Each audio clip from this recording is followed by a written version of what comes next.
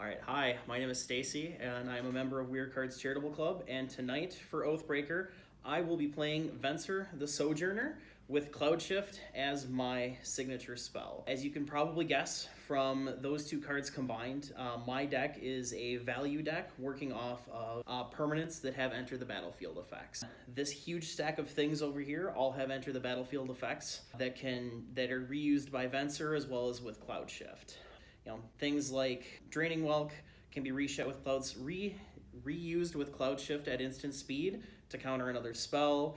Lavinia the 10th has proven very strong in our metagame to shut down my opponents doing things.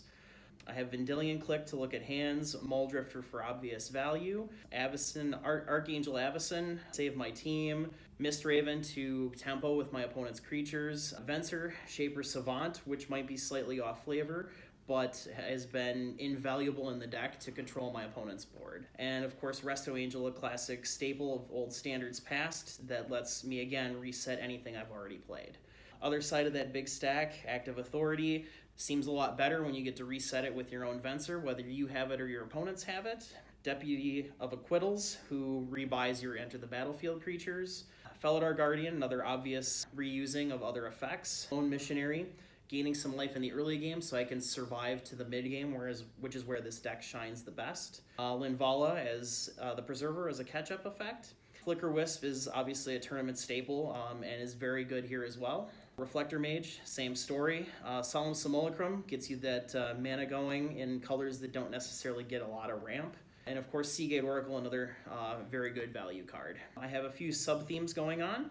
I've got a couple copy effects. With so many legends, I wanted my copy effect to be able to stay on the battlefield, so I'm playing Sakashima the Imposter.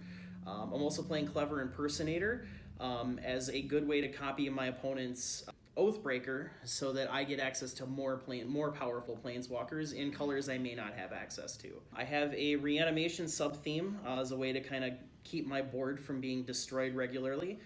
With the Marius Shepherd, Sun Titan, Karmic Guide, Revelark. All these cards love to be rebought and can easily bring back an entire team in one turn's worth of actions. Up here, I've got How I Stay Alive to get to that mid-game. I've got classic staples of Ghostly Prison and Propaganda, as well as Windborn Muse. Dirty little tricks with Peacekeeper. Since Venser hides my stuff till the end step, I can have a Peacekeeper down, exile it, attack, and then bring back my Peacekeeper so my opponents can't do the same.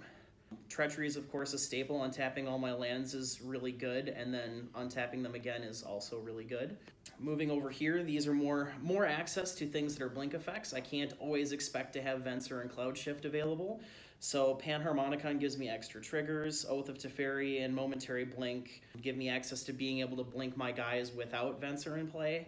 And Helm of the Host, again with the pseudo-legendary theme, I get a lot more activations of my spells. And in this last section, I've got my naming effects. In my local meta, I've had to fight with some combo decks and things trying to go off.